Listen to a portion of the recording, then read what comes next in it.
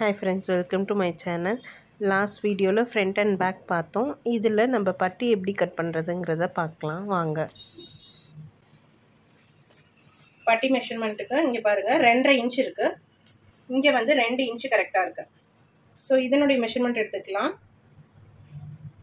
3 இன்ச்சஸும் இங்கே வந்து 7.5 இன்ச்சஸும் இருக்குது.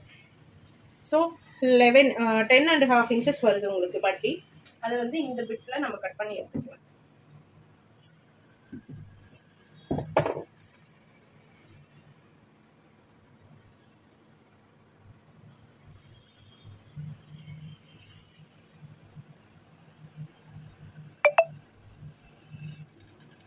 டென் அண்ட் ஹாஃப் இன்ச்சஸ் நம்ம மார்க் பண்ணணும் பட்டி.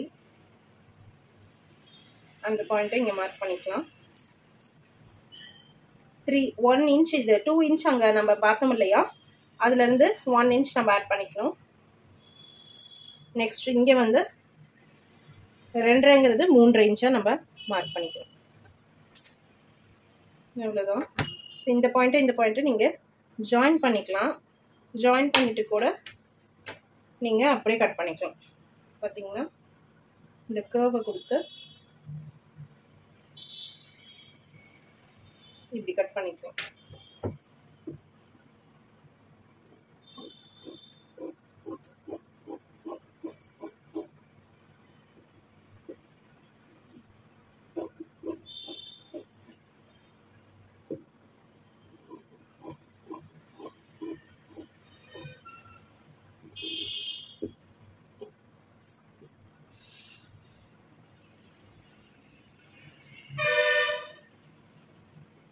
ஸோ பட்டியும் கட் பண்ணியாச்சு.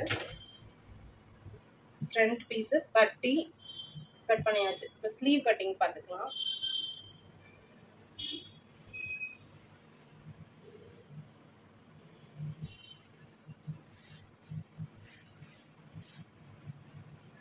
ஸ்லீவுக்கு நம்ம ஃபஸ்ட்டு 4ஆக போட்டுக்கலாம் பீஸு. எப்பயும் போல் எட்ஜ் லைன் வரைஞ்சிக்கலாம். அதுலேருந்து 1 இன்ச் மார்க் பண்ணிக்கலாம் ஸ்டிச்சிங்க்கு. நான் ஸ்லீவ் வந்து 8 இன்ச்சஸ் எடுக்கிறேன்.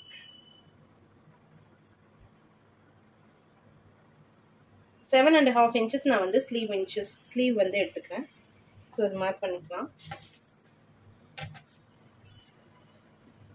மிட் ஆஃப் த இது எல்போவும் கிடையாது, நல்ல லென்த்தும் கிடையாது, நார்மலான ஹைட் இது உங்களுக்கு. இதுக்கு மேலே நம்ம வந்து இது எடுக்கணும். இதிலிருந்து ஒரு 3 இன்ச்சஸ்க்கு நம்ம பஃப்புக்கு நம்ம இங்கே மார்க் பண்ணிக்கலாம். 3 இன்ச்சஸ்க்கு மார்க்கிங் போட்டுருங்க. 3 இன்ச்சஸ்க்கு மார்க்கிங் போட்டுட்டு இதுவும் மார்க் பண்ணிக்கோங்க. இப்போ வந்து 9 இன்ச்சஸ் வந்து ஆர்ம் ஹோல் வந்துதா, அப்போ நம்ம 8 இன்ச்சஸ்க்கு எடுக்கணும். பர்ஃபெக்டாக இருக்குது. ஆக்சுவலாக இந்த இடத்துல ஜாயிண்ட் போடுற மாதிரி நமக்கு வரும் நினைக்கிறேன்.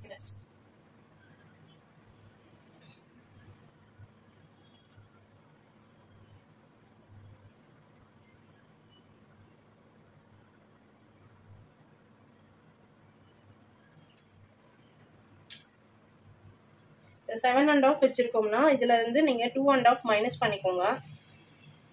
அப்போ ரிமைனிங் வந்து 5 இன்ச்சஸ் வருமா.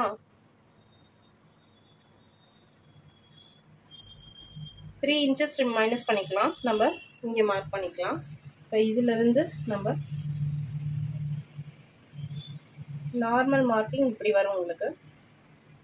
இதில் நம்ம 9 இன்ச்சஸ் வந்து மார்க் பண்ணணும்.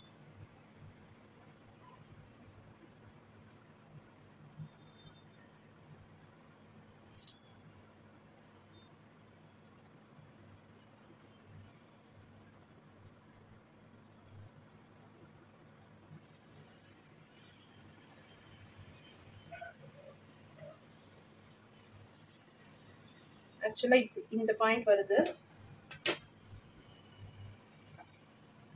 இந்த இடத்துல நம்ம ஜாயின் போடுற மாதிரி தான் வருது. நம்ம இந்த 4 பீஸுக்குமே இங்கே ஜாயின் போடுற மாதிரி தான் இருக்குது.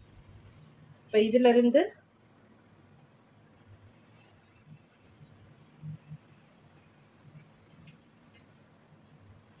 பஃப் ஹேண்டுங்கிறதுனால இப்படி கொண்டு போய்க்கலாம்.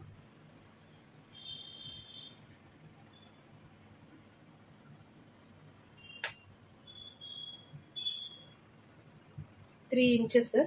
இதில் இருந்து நமக்கு வந்து நம்ம எடுக்கணும். ஸோ பர்ஃபெக்டாக இது வந்துடும். பஃப் ஹேண்டுக்கு நீங்கள் இங்கேருந்து 2 inchesக்கு ஆக்சுவலாக 2 inches கரெக்டாக வர மாதிரி இப்படி சமமாக போட்டுட்டு அதுலேருந்து இந்த இடத்துல ஒரு கர்வ் எடுங்க. இப்படி கர்வ் எடுத்திங்கன்னா இதுதான் வந்து அந்த பஃப் ஹேண்டுக்கு உண்டான கட்டிங்.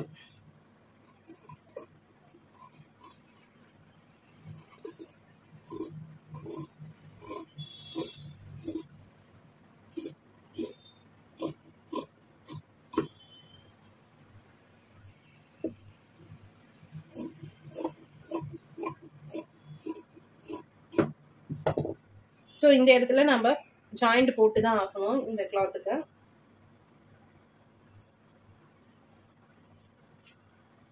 ஜாயிண்ட் போட்டதுக்கப்புறம் ஸ்டிச்சிங்கில் பார்த்துக்கலாம். இது சென்டர். இது வரைக்கும் நம்ம பஃப் வைக்கணும்.